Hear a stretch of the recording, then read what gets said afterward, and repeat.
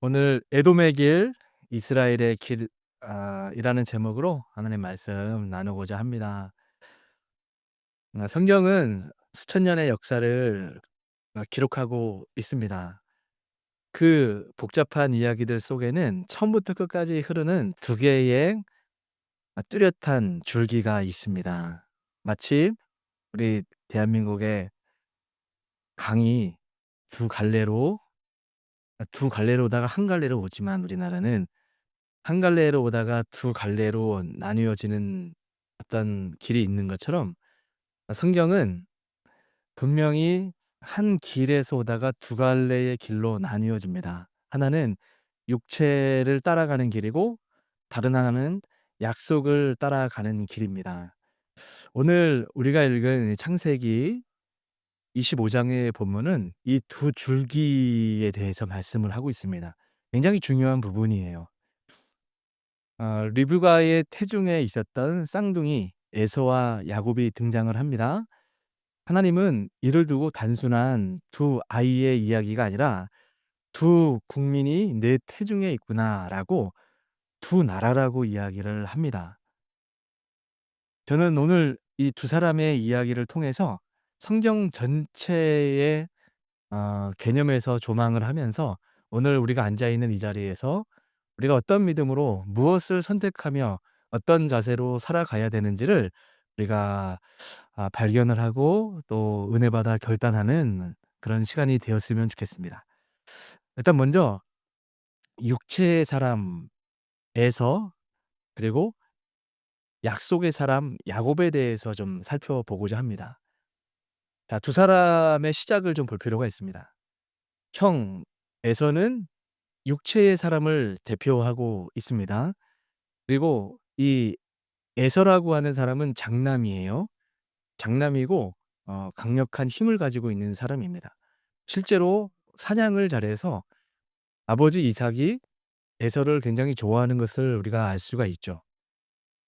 그때 당시에 사냥을 잘한다라고 하는 것은 이 시대에 가장 좋은 직업, 가장 어떤 사람도 흠모할 만한 어떤 능력을 가진 사람으로 이해하는 것이 좋습니다. 농사짓고 목축업을 하는 사람들에게 사냥은 최고의 실력을 갖추고 있다라고 볼 수가 있는 거죠. 현실 감각이 뛰어난 사람입니다. 그러니까 누구나 지금 이 시대에서 바라보면 실력 있는 사람, 정말 능력 있는 사람으로 이해할 수 있는 사람이 에서다라고 말을 할 수가 있습니다. 그러나 그의 치명적인 문제가 있습니다. 그의 치명적인 문제가 뭐냐면 눈에 보이는 그 세상적인 것들에 대한 가치관은 뛰어났지만 하나님 나라를 잘 볼 수 없는 그런 실력을 가진 사람이라는 겁니다. '내가 배가 고프다.'라고 하는 그 문제 현실 앞에서 '장자의 명분 따위가 내게 뭐가 중요하겠냐.'라는 영적 약속을 헌신짝처럼 버렸던 사람이 에서입니다. 자, 이에 반해서 야곱을 좀 살펴봅시다. 야곱은 솔직히 인간적인 측면에서 훌륭한 사람이 아닙니다. 형을 속였죠. 지금 오늘 본문을 보게 되면 이후에 팥죽을 파는 팥죽으로 장자권을 사는 장면이 있어요.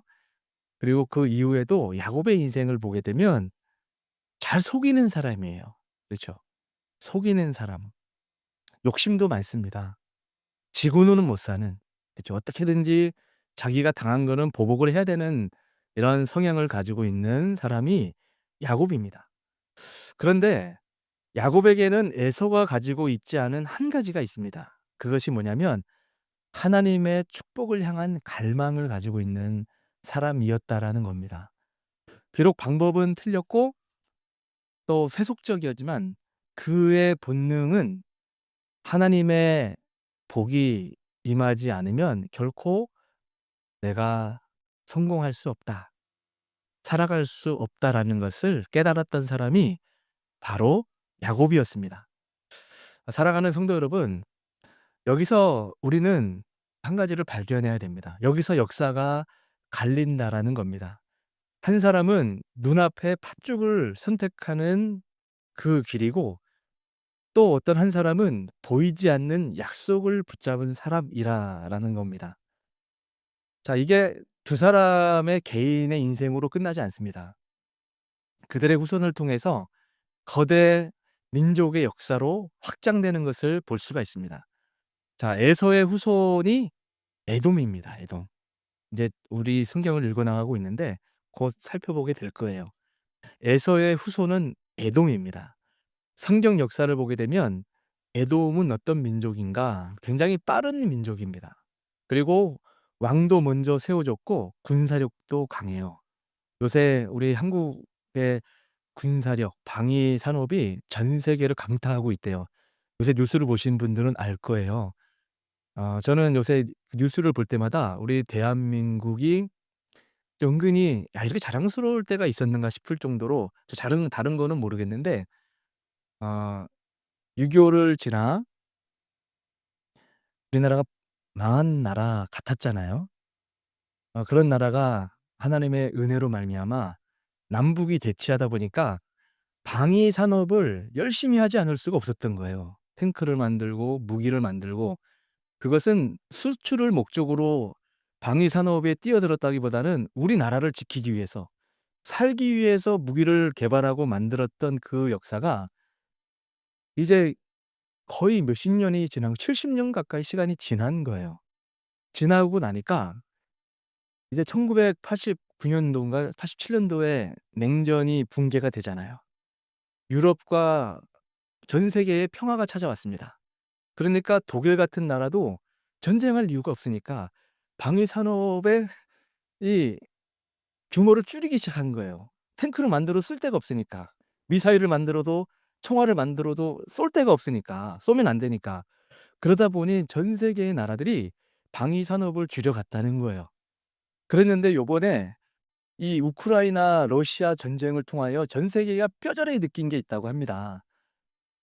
아무리 함정이 중요하고 비행기가 중요한 시대라고 하지만 결국은 그 전쟁을 종결할 수 있는 무기는 재래식 무기, 소위 말하는 탱크, 대포, 총, 육군이 결국은 들어가서 섬멸을 시켜야 전쟁이 마무리가 된다는 것을 알게 됐는데, 전쟁이 2-3 년이 지속이 되면서 유럽에 있는 탱크가, 그 나토라고 하죠. 러시아와 전쟁 가운데 유럽에 있는 나라들이 "우리를 보호해야 되겠다."라고 조약을 맺어서 지금 세팅돼 있는 게 나토란 말이에요. 요새 뉴스 자주 나오죠.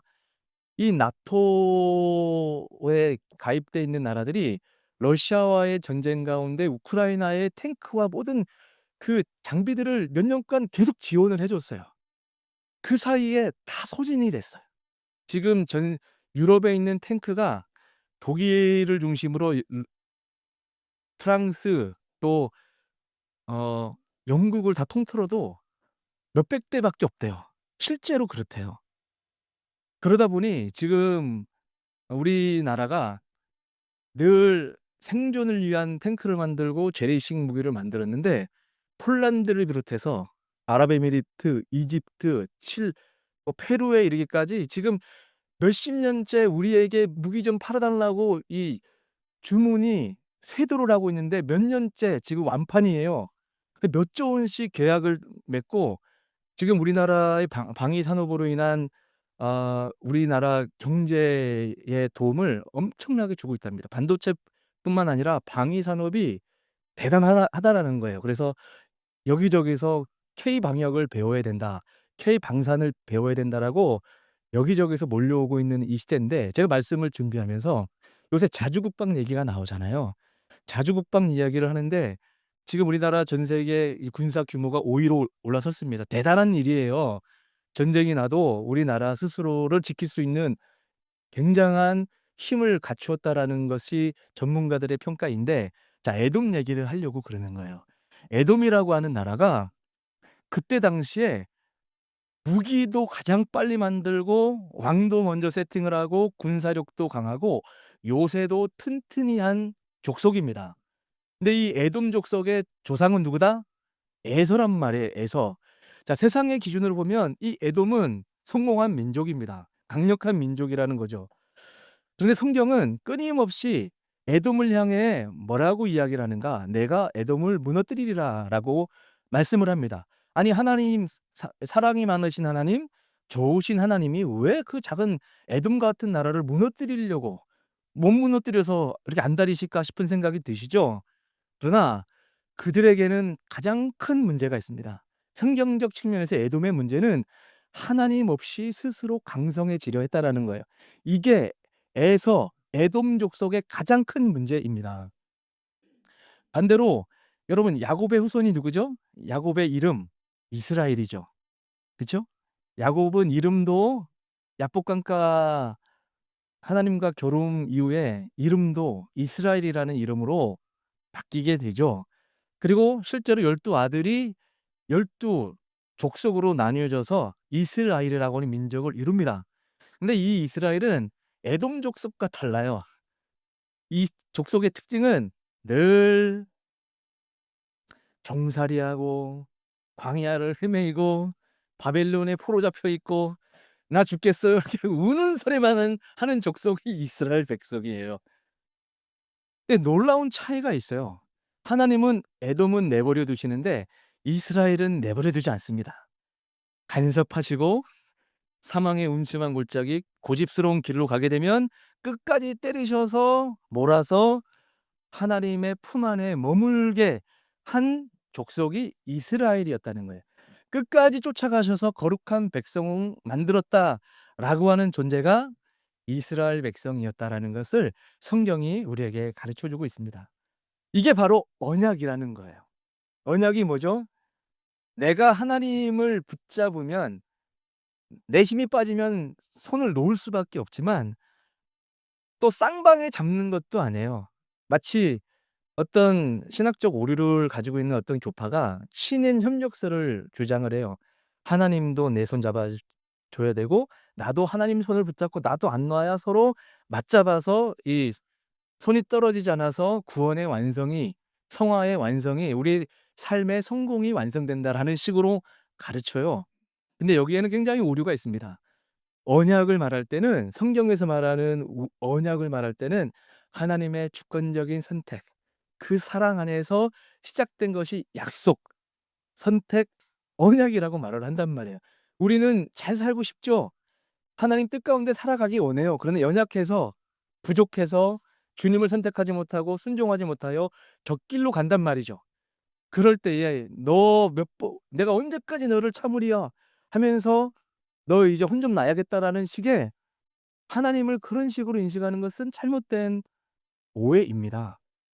사랑의 하나님이 우리가 잘못된 길을 갈 때 적절하게 어 징계를 하시죠. 근데 그 징계의 목적은 우리를 살려내시기 위한, 주님의 뜻 가운데 살게 하시기 위한 하나님의 그 넓은 긍휼에서 말미암은 징계란 말이에요. 그러니까 싫은 소리 하면서도 아파하시는 하나님의 마음이 담겨 있죠. 이해되셨죠? 그런 사랑으로 언약을 맺어진 게 이스라엘 백성, 바로 우리라는 거죠. 자, 그러면 지금 에서와 야곱, 또 에돔과 이스라엘을 지금 비교하고 있어요. 우리가 얼마 전까지 누구를 비교했죠? 아브라함과 롯을 좀 비교하면서 왔습니다. 롯, 그리고 그 아들 이삭은 굳이 비교할 사람은 없어요. 이삭이라고 하는 사람은 사실 믿음 안에서 순탄하게 살아온 사람이죠. 물론 시험도 있었지만 이삭이라는 사람은 지나쳐서 우리가 지금 성경 말씀을 읽어가면서 야곱에 도착을 했습니다. 자, 야곱이라는 사람을 살펴볼 때 또 동일하게 말씀을 하고 있어요. 두 가지 갈래에 늘 길이 있다는 거예요. 에돔의 길이 있고 이스라엘의 길이 있는데, 자, 야곱과 에서를 통하여 하나님의 약속이 성취가 되었다라고 성경을 말씀하는데, 이것이 바로 참된 장자 예수 그리스도 안에서 성취되는 것을 우리가 살펴볼 필요가 있습니다. 자, 야곱조차 온전히 지키지 못했던 그 언약은 누가 도대체 완성을 합니까? 바로 우리의 참된 장자이신 예수 그리스도를 통하여 우리가 확인할 수 있겠다라는 거예요. 자, 예수님은 야곱이 그토록 갖고 싶어 했던 장자의 권한을 가지신 분입니다. 맞나요? 맞죠? 하나님의 아들이시잖아요. 그렇죠. 하나님의 아들이시고 제가 지난번에도 소재 관련된 설교할 때도 우리가 하나님을 종과 주인의 상태에서 the Lord 우리의 주인으로 주님을 예배하고 그런 관계도 있지만 또 성경적 측면에서 우리 하나님 아버지 중심의 예수님이 우리의 맏형의 개념도 있단 말이에요. 이해되시죠? 그런 개념에 봐도 그렇고 어쨌든 우리 예수님은 장자이세요. 장자. 독생자이시며 장자이신 우리 예수님이 이 땅에 오셔서 야곱이 성취하지 못했던 그 일들을 어떻게 성취하셨는가? 우리 예수님은 에서가 실패했던 시험을 통과한 분입니다. 에서가 장자잖아요. 그렇죠? 에서가 장자인데 사냥을 하러 나갔습니다. 네, 사냥을 하러 나갔다가 멋지게 그래서 중동 사람들이 털이 많은지 모르겠어요. 이 사냥을 하러 나갔다가 들어왔을 때 얼마나 배가 고팠겠습니까? 그때 배가 고픈 이 상황에 야곱이라는 사람은 이름 자체가 강교한 자, 뺏는 자, 속이는 사람이라는 의미를 담고 있잖아요. 야곱이 아까 뭘 알고 있는 존재라고 했죠? 방식은 틀렸어도 하나님의 복을 받아야 된다. 그러니까 믿음의 어떤 영적인 본능을 가지고 있는 사람이었어요. 하나님 앞에 복 받지 않으면 하나님 앞에 은혜를 받지 못하면 내 인생에 소망이 없다. 그러니까 그 복도 잘못된 방식이긴 했지만 '나 저 복 받고 싶어.' 이런 생각을 가지고 있었던 사람이에요. 장자권을 뺏어야 되는데, 장자권을 뺏어야 되는데 이런 생각을 가지고 있는데 마침 형이 배고픈 상태에 들어오고 있는 거죠. "아 형 배고프지? 나에게 장자권 좀 줘. 내가 팥죽 줄게." 이 말에 에서가 이게 에서의 큰 문제입니다. "내가 지금 배고파 죽겠는데 이따위 장자권이 뭐가 중요하겠냐. 그래 장자권 너 가져. 팥죽은 한 그릇 다오." 지금 우리가 팥죽이라고 얘기를 했죠. 여기 계신 분 중에 팥 싫어하는 사람 계시죠? "난 팥 싫어하는데 팥죽이 저렇게 뭐 저 정도야?" 싶을 수도 있는데 여러분 본죽 가면 저기 맛있는 소고기죽도 있고 야채죽도 있고 김치죽도 있고 여러 가지 죽이 있어요. 그러니까 우리 정서에 그때 성경을 번역할 때 팥죽의 개념이 좀 더 우리 조선 대한민국 사람들에게는 더 와닿는 단어로 선택한 게 팥죽이에요. 그러니까 우리가 좋아하는 맛있는 본죽을 준비해 놓고 배고픈데 얼마나 맛있어요. 그죠? 아플 때 죽 드셔 보셨죠? 꿀맛입니다. 이 죽을 가지고 유혹을 하는 거예요. 그랬더니 이제 "내가 지금 배고픈데 이 팥죽 정도가 문제겠느냐?"라고 팔아 버렸던 이 에서의 영적인 문제가 있다라는 겁니다. 자 이런 장자이지만 육신의 배고픔에 유혹을 이기지 못하고 장자권을 쉽게 넘겨 버립니다. 이게 바로 에서가 가지고 있었던 가장 큰 문제였던 거예요. "배고프지? 영적인 것보다 당장 먹고 사는 것이 중요하잖아."라고 하는 그 내면에 올라오는 그 소리에 에서는 장자권을 넘겨 버립니다. 그러나 우리 예수님은 40일 동안 광야에서 금식을 했을 때 얼마나 배가 고프셨겠습니까? 에서하고는 비교할 수가 없죠. 그런 상태에 이 저 팥죽 닮았는데요. 하여간 아 우리 예수님이 정말 굶주려 있을 때 사탄은 항상 우리들의 그 연약한 상태에 항상 등장을 합니다. "내가 하나님의 아들이거든. 야 지금 배고픈데 지금 돌덩이가 떡덩이가 돼서면 마술 좀 부려서 먹어 봐."라고 하는 그 유혹에 우리 주님께서 "사람이 떡으로만 사는 것이 아니라 여호와 하나님의 입에서 나오는 모든 말씀으로 사느니라."라고 말씀으로 물리쳤죠. 그 예수님 말씀으로 살 수 있는 존재라는 것을 깨달아 알고 우리에게 은혜 주시기 위하여 우리 주님께서 손수 십자가에서 달려 돌아가십니다. 그렇게 우리에게 장자이시며 진정한 팥죽 되신 우리 주님이 우리에게 생명의 길을 열어 주신 거예요. 이게 바로 우리를 하나님의 자녀 삼아 주심, 은혜, 그 예수님만 보고 예수님이 주시는 말씀으로만 살아야지 내가 살아가는 순간에 계속 팥죽의 유혹이 온다. "야 지금 네 배고픈데 너 지금 문제가 있는데 지금 뭐 영적인 일에 신경 쓸 때가 어딨냐. 교회 일, 하나님의 일, 말씀에 순종하는 게 지금 이 타이밍에 뭐가 중요하냐."라는 유혹이 계속 온단 말이에요. 그러면서 주님께서 "큰 자가 어린 자를 섬기리라."라고 말씀도 하셨죠. 우리 큰 자이신 우리 예수님이 12 제자들의 발을 닦아 주는 그 사건을 기억하시죠? 그렇게 닦아 주기도 하지만 우리 인류 가운데 하나님께서 우리를 크게 섬겨 주신 일이 있다면 바로 십자가에서 죽으신 그 사건입니다. 여러분, 우리는 그 십자가의 사건을 가슴 깊이 생각해 볼 필요가 있어요. 우리가 자꾸 은혜가 식는 이유는, 마음이 메말라지는 이유는 우리가 얼마나 하나님께 받은 은혜가 큰지를 망각하기 때문에 우리의 마음이 메말라지는 겁니다. 거저받은 은혜는 맞아요. 그쵸? 은혜, 카리스, 거저받다. 카리스마, 은사. 거저받은 은혜 받은 사람에게 거저 주시는 어떤 성령의 능력, 은사들을 다 우리에게 주셔요.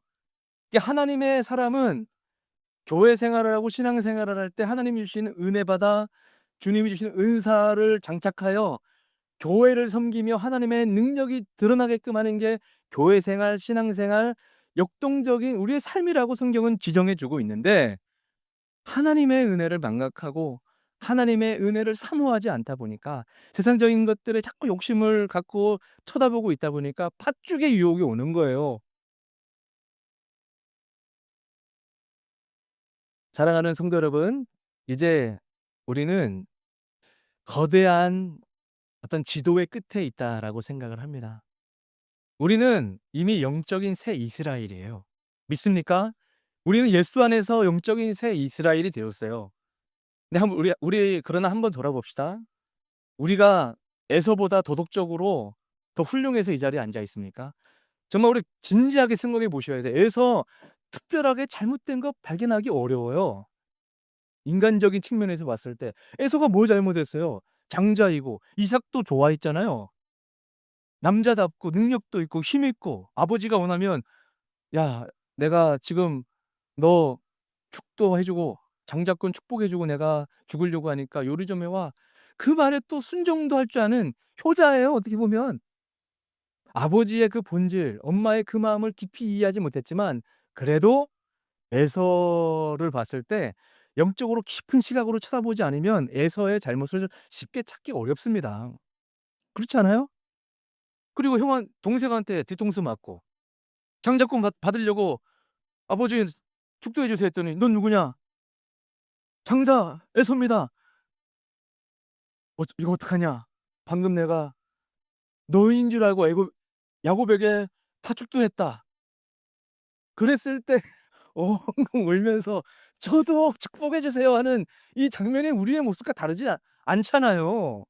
에서가 뭐 잘못했어요 따지고 보면. 그래 놓고 에서 우리와 동일하죠. 나와 가지고 씩씩거리는 마음으로 "야곱 너 잡히기만 해 봐. 너 죽여버릴 거야. 죽여버릴 거야." 이 성경적 언어적 해석이 그래요. 그때 나가서 속에 부글글 끓면서 "잡히기만 해 봐. 잡히기만 해 봐." 이런 소리로 돌아다니고 있으니까 엄마 리브가가 "야 이러다가 지금 하루 사이에 아버지도 잃고 두 아들 중에 하나 잃겠구나." 해서 불러들여서 라반의 집으로 야곱을 도피시키는 일이 이렇게 발생을 한단 말이에요. 에서가 뭐 잘못했어요? 화가 날 만도 하지. 그러나 에서의 문제는 성경적인 우리가 도덕적, 인격적 측면으로 접근하면 안 되고 영적으로 들어가 보면 에서의 문제는 뭐냐면 하나님 없이 강성해지고 하나님 없이 성공하고 싶고 팥죽 한 그릇 이것을 가벼이 여겼단 말이에요. 그것을 자 보세요. 히브리서 12장 16절 17절에 주님이 이건 믿음의 성도들에게 하는 경고이거든요. 16 절 17절 한번 읽어 봅시다. 시작. 음행하는 자와 혹 한 그릇 음식을 위하여 장자의 명분을 판 에서와 같이 망령된 자가 없도록 살피라. 너희 아는 바와 같이 그가 그 후에 축복을 이어받으려고 눈물을 흘리며 구하되 버림바가 되어 회개할 기회를 얻지 못하였느니라. 아멘. 자, 몸은 우리 교회에 있어요. 그러나 우리의 마음은 예서의 길을 갈 수 있다는 거죠. 눈에 보이는 팥죽, 당장의 이익, 세상의 성공 때문에 영원한 하나님 나라의 가치를 가볍게 여기는 잘못이 있을 수 있다는 거예요. 에서의 문제는 하나님 나라, 이 장자권의 그 의미를 하찮게 여긴 게 문제였다는 거예요. 정말 중요한 부분입니다. 우리가 살면서 우리가 시험에 드는 이유도 '아 나 여기 이러다가 나 시험에 들 것 같아. 나 조심해야 돼.' 이러다가 시험에 빠지거나 문제에 걸려들지 않습니다. 내가 하나님 없이 영적으로 각을 세우고 있지 않았을 때, 노마크 상태로 마음의 문을 열고 있을 때, 이미 그때가 어떤 상태라고요? 몇 번 우리 야고보 때도 말씀을 드렸어요.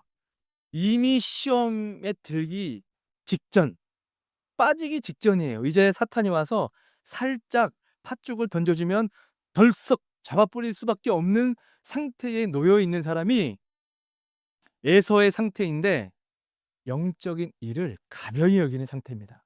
예배당 오는 거를 가볍게 여기고, 교제하는 거를 가볍게 여기고, 하나님의 일을 가볍게 여기고, 하나님 말씀을 묵상하는 것을 가볍게 여기고, 야 이것이, 야 이런 일까지도 내가 해야 되나, 이런 일 정도까지 해야 되나 하는 그 모든 일에 내 마음에 가볍게 여기는 그 마음들이 하나하나 쌓이다 보면, 지난주에 롯의 길을 걸어갔던 그 이유도 나도 모르게 세상이 열려 있었던 거예요. 세상의 방법이 열려 있었던 거예요.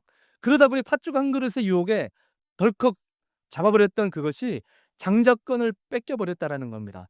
그러면 장자권의 개념이 뭡니까? 뭐 장자권이 어떤 하나의 문서 같은 거예요? 그거 가지고 있으면, 언약궤를 가지고 있는 이스라엘 백성들이 전쟁에 나가면 승리하게 되는 무슨 부족과 같은 겁니까? 장자권이라고 하는 개념은 하나님의 은혜 없이는 살 수 없습니다. 하나님 저 꼭 붙들어야 돼요. 하나님 저 기억하셔야 돼요. 저 좀 축복해 주세요. 하나님 말씀 안에 살기 원해요. 하나님의 임재를 추구하는 상태, 그 마음이 영적인 장자권이란 말이에요. 근데 그 영적인 장자권을 에서는 무시했어요. 이따위 장자권이 뭐가 중요하냐? 내가 배고픈데, 내가 지금 앞날이 보이질 않는데 잠시 눈 감고 한번 죄 지으면 되지, 타협하면 되지라고 하는 생각이 팥죽이란 말이에요. 지금 한국 교회와 교회의 어른들, 수많은 사람들이 어디에서부터 문제가 시작되는가? 가볍게 여겨서 그래요. 정말 가볍게 여겨서 그렇습니다. 말씀 정리하고자 합니다. 하나님은 야곱 같은 우리를 택하셨어요. 내가 야곱인 줄 여러분 인정하시죠? 내가 야곱이에요. 인정하지 않으려고 해도 안 할 수가 없어. 왜 내 인생은 이렇게 환난이 자주 끼고, 왜 내 인생에는 이렇게 어려운 일이 많고, 나한테는 왜 이렇게 쉬운 게 없냐, 이런 생각하지 않아요? 저는 제 인생의 고백이, 나는 한 걸음도 쉬운 게 없어요. 저 옛날에 어느 교회 있을 때 우리 목사님들이 나한테 농담을 했어요. "아 목사님은 항상 너무 일이 쉽게 쉽게 잘 풀리는데." 몰라서 하는 얘기예요. 그들은 그렇게 보일지 몰라도 저는 정말로 하나도, 여지껏 인생 태어나서 지금까지 쉬운 일이 하나도 없어요. 정말 쉽게 쉽게 하고 싶은데, 아 진심의 마음이 '아 저 사람한테는 저렇게 쉬운 일이니 나한테는 왜 이렇게 어렵지?' 공부하는 것도 어렵고, 애들 키우는 것도 어렵고, 결혼 생활도 어렵고, 목사하는 것도 어렵고, 다 어려워요. 기도하지 않고서는 갈 수가 없어요. 진심이에요. 그래서 상황이 어려워지면 나 혼자 '하나님 내가 기도를 안 하고 있었나 봅니다.' 기도하게 돼요. 근데 목사는 거기에 생명이 있다고 생각을 합니다. 목사만 그렇습니까? 여러분 주변에 '나 좀 잘 산다. 나 좀 괜찮은 사람이다. 성공한 사람 옆에 한번 잠시 살아 봐요.' 그 오만함과 자신감 때문에 옆에 있는 게 불편해집니다. 그렇지 않아요? 왜 어떤 얘기했다간 막 왜 잘못 힘든 얘기 넋두리 하는 것처럼 얘기하고. 내가 예전에 어느 성도님과 교제하는데 "아 쉽지 않아요. 힘들어요." 이런 얘기했더니 아 지금 우리 교회 성도가 아니고 다른 교회 성도 "아 목사님 그만 좀 넋두리 하래." 그래서 내가 좀 부끄러웠어요 나중에. 근데 생각해 보니까 '아 넋두리로 받아들였구나. 앞으로 넋두리 하지 말아야겠다.' 생각을 한때 했어요. 넋두리 하면 안 되지. 하나님 앞에 기도를 해야지 왜 목사가 넋두리를 해. 그게 맞는 말이잖아요.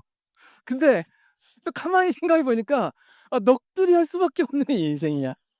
이 넋두리를 사람에게 하면 이게 또 덕도 안 되고 또 불신적인 말이 될 수도 있고 하기 때문에 조심스럽긴 한데 사실은 우리 인생이 이 넋두리 할 수밖에 없는 인생인 거예요. 내 뜻대로 안 되니까. 다른 사람은 쉬운데 왜 내 인생은 이렇게 안 되는 거야. '아 역시 내가 좀 곁길로 갔는데 잘 되나.' 했다. 역시 하나님이 또 개입하셔서 나의 또 방향을 잡아 주시네. 또 이 사랑의 방법으로 막 은혜와 축복이 막 임해 가지고 방향을 교정하면 좋은데 크고 작은 문제들이 찾아오고 하나님밖에 없어요. 그래서 기도의 자리에 나갈 수밖에 없는 그 수많은 일들을 통해서 하나님이 무엇을 말씀하시는가? '내가 지금 받고 있는 그 은혜가 결코 가볍지 않다. 가볍게 여기는 순간 시험에 빠진다.' 그거를 가르쳐 주고 있습니다. 믿습니까? 세상은 누구나 큰 자가 되어서 옆에 있는 사람의 섬김을 받고자 해요. 얼마나 상식입니까? 누구나 내 삶이 힘드니까 섬김 받는 거 다 좋아해요. 그리고 섬김 받을 때 기분 좋아요. 위로도 받고. 근데 우리 주님이 "하나님 나라는 섬기는 자라야 큰 자다."라고 말씀합니다. 우리 예수님이 그렇게 섬겨 주셨잖아요. 하나님도 우리를 섬겨 주셨고 예수님도 이 땅에 오셔서 오신 것 자체도 섬김이고 오셨던 모습도 자체가 섬김이었고 낮아짐이고 또 그 하나님이 제자들이 발을 닦아 주시며 "섬겨라." 세상의 가치로는 결코 에서가 그 야곱 따위를 결코 섬길 수 없습니다. 내가 더 잘났는데, 내가 더 잘 되는데, 내가 더 잘 될 것 같은데 책망이나 하고 혼이나 내지 '왜 내가 섬기냐.'라고 싶잖아요. 그러나 성경은 분명히 '큰 자가 작은 자를 섬기게 될 것이다.' 여러 가지 복합적인 메시지가 담겨 있습니다. 우리 에선 교회는 이 거대한 흐름, 세상적인 방법, 방향으로서의 길을 선택할 것인가? 아니면 끊임없이 야곱의 길, 내가 조금이라도 곁길 가면 찾아오셔서 위로도 하시고 좀 더 상태가 안 좋아지면 책망도 하시고 바르게 함으로 하나님 나라의 정말 종처럼 자녀처럼 걸어가며 나와 교제함이 임재 가운데 같이 교제하자 살자 헤브론적 삶을 살아가기를 원하는 우리 그 하나님을 쫓아 믿음으로 승리하는 성도